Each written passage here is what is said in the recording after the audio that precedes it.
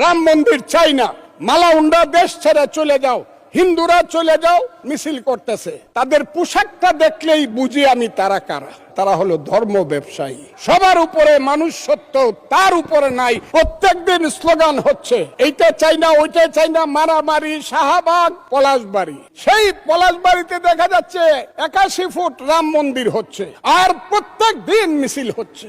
রাম মন্দির চাই না, মালাউন্ডা দেশ ছেড়ে চলে যাও, হিন্দুরা চলে যাও মিছিল করতেছে। তাদের পোশাকটা দেখলেই বুঝি আমি তারা কারা। সেই পোশাকি লোকজনের সংখ্যা এখন বেড়ে গেছে, এমন বাড়ছে যে তারা পৃথিবীর কোন সভ্যতা, সংস্কৃতি, কোনো কিছু শুনতে চায় না, কোনো কথা শুনতে চায় না। ধর্মকে নিয়ে শুধু ব্যবসা করতে চায়। তারা হলো ধর্ম ব্যবসায়ী। সেই সব লোকজন আজকে ওখানে যাচ্ছে, মারামারি করছে। আমি সরকারকে বলবো, স্বরাষ্ট্রমন্ত্রী আছেন, যদি মনে করেন মন্দির ওখানে করা ঠিক না বা রাম মূর্তি করা ঠিক না, বন্ধ করে দেন একদম কঠিন ভাবে, যে না এই দেশে কোনো মন্দির টন্দির বা মূর্তি করা যাবে না। কিন্তু আমি মনে করি ওই 100 না 300 ফুট মূর্তি বানাক, আমি মুসলমান, আমার কি আইলো গেল, আমি তো ওটার দিকে তাকাই না। আমি প্রয়োজনে 25 তলা মসজিদ করব, অসুবিধা কি?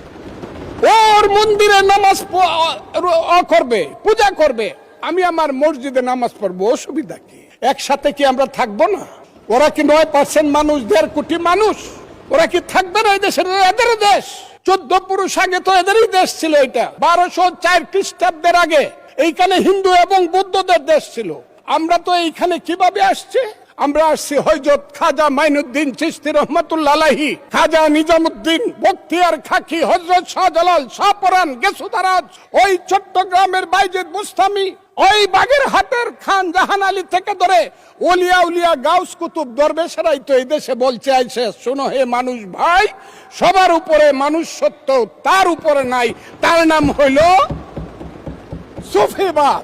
সেই সুফিবাদকে তো তারা মানে না। তারা তো মাজার ভাঙ্গিয়ে ফেলতে চায়, তারা তো আগুন দিয়া পুড়িয়ে দিতে চায়।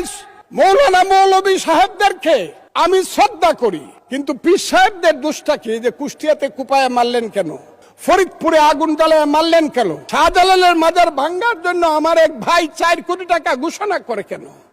এখানে মাজার থাকবে, আপনি যদি মাজারে ইচ্ছা হয় যাবেন, যাবেন না। আপনি আহলে হাদিস করবেন, করেন।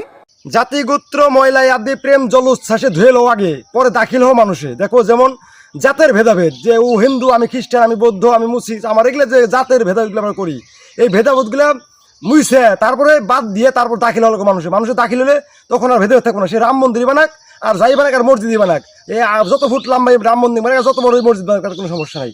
কিন্তু আমরা বুঝি না, বোঝার ভুলের কারণে আমরা মানুষের ছোট করে দেখি, ছোট করে দেখার কারণে জাতি ভেদাভেদের মধ্যে মানে একটা